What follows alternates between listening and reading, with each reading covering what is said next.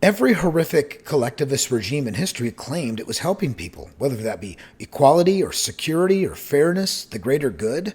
That's always the sales pitch, and yet somehow those promises keep ending the same way. Empty shelves, surveillance, fear, censorship, corruption, and people trapped behind walls trying to escape their own governments. So what keeps going wrong? Because the real problem was never human cooperation. Humans naturally cooperate.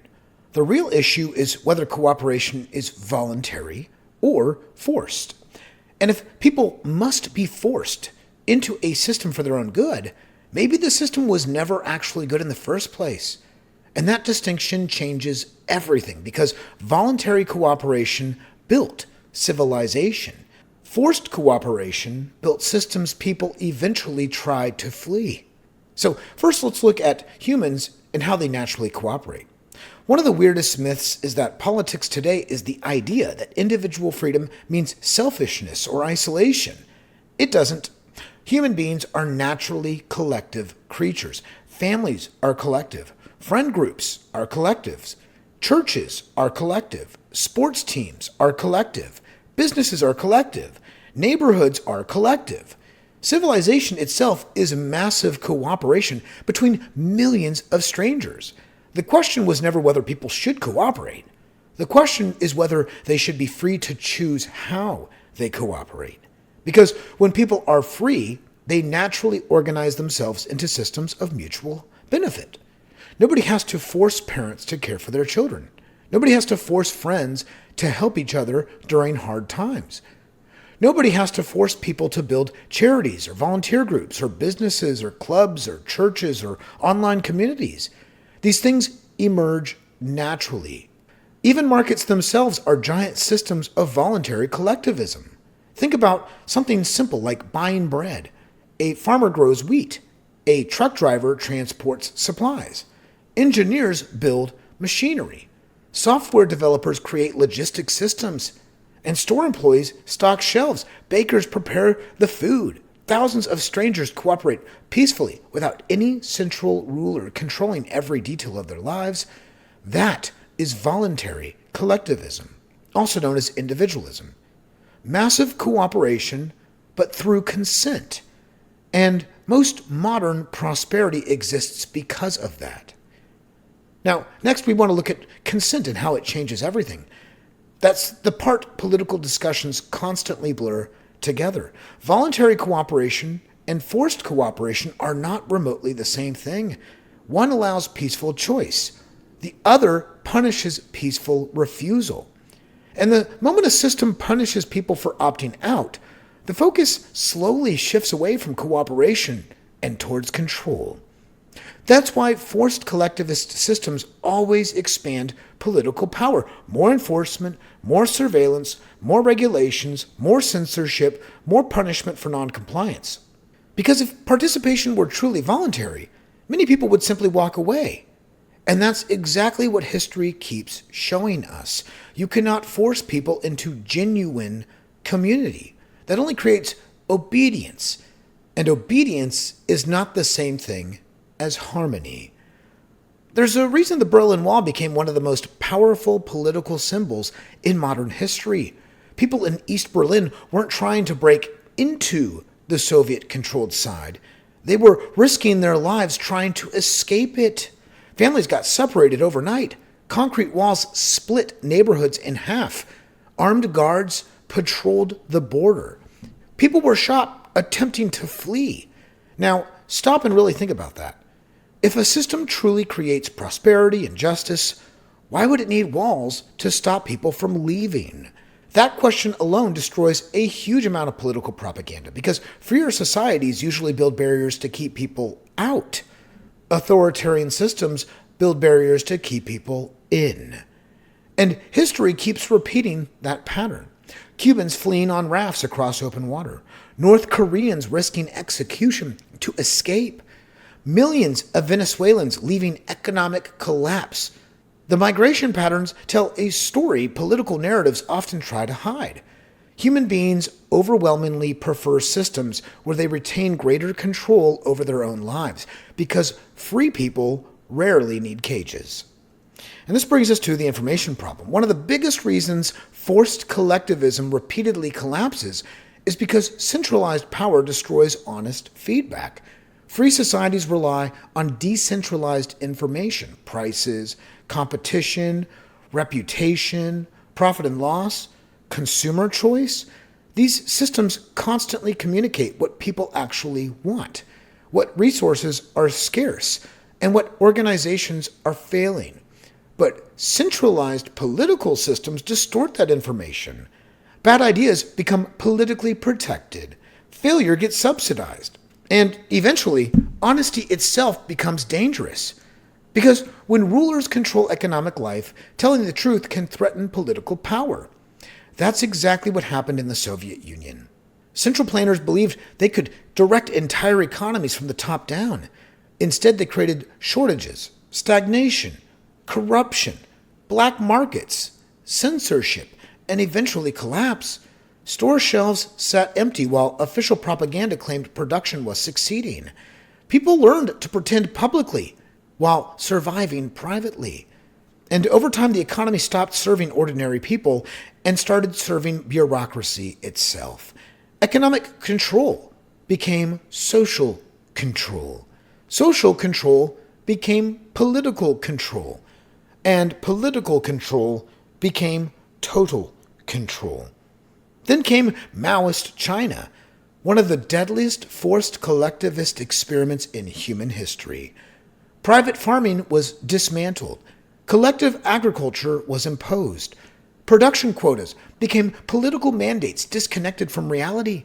Local officials lied upward through the system because honesty became dangerous. And eventually, reality itself started disappearing inside ideology. The result was catastrophic famine. Tens of millions dead. Families boiling bark, tree roots, and leaves just to survive, while government propaganda celebrated economic success. That image alone should haunt people forever. And this is where centralized coercion becomes terrifying. Political loyalty starts mattering more than truth itself. But then something interesting happened later. China partially reintroduced market incentives. Private enterprise partially returned. Economic freedom partially expanded. And productivity exploded upward. Not because human nature suddenly changed, but because incentives changed. Freedom creates feedback, whereas coercion destroys feedback. Meanwhile, voluntary collectivism already surrounds you every single day. Open source software communities, Wikipedia, crowdfunding, volunteer fire departments, church charities, food banks, homeschool cooperatives, neighborhood support groups, disaster relief volunteers, worker-owned businesses and credit unions, online creator communities. None of these systems require forcing peaceful people to participate, and because participation is voluntary, they must continuously provide value. If they become corrupt, people leave. If they become abusive, people leave. If they stop serving members, support disappears. That creates accountability naturally. Political systems operate completely different. Governments do not fundamentally depend on voluntary customer satisfaction. They extract resources compulsorily, regardless of performance. And that changes incentives dramatically. Failure becomes permanent. Bureaucracies expand endlessly. Political influence slowly replaces genuine service, and entire industries begin competing for political favoritism instead of serving ordinary people better.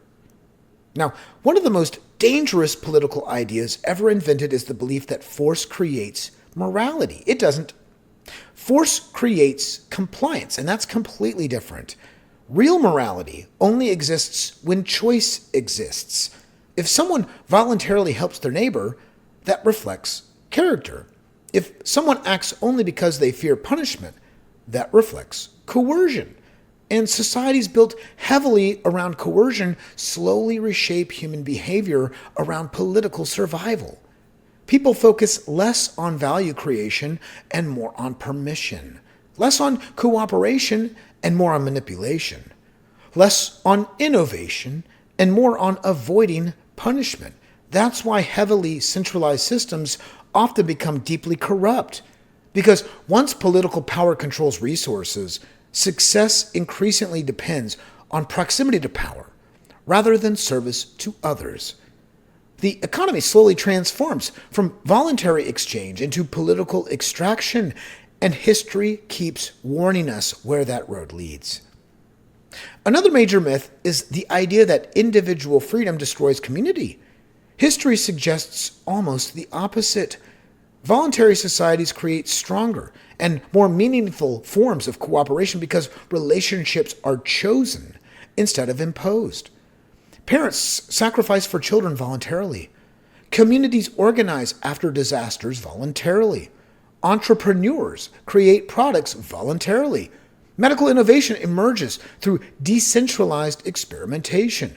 The internet itself became revolutionary largely because individuals were free to innovate rapidly without centralized permission structures controlling every idea. Human cooperation becomes stronger when it's voluntary because trust cannot be forced. Real compassion cannot be mandated.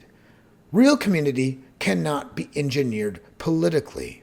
And this is where forced collectivism starts collapsing under its own contradictions. It tries to create unity through coercion. But coercion naturally creates resentment, dishonesty, fear, and division.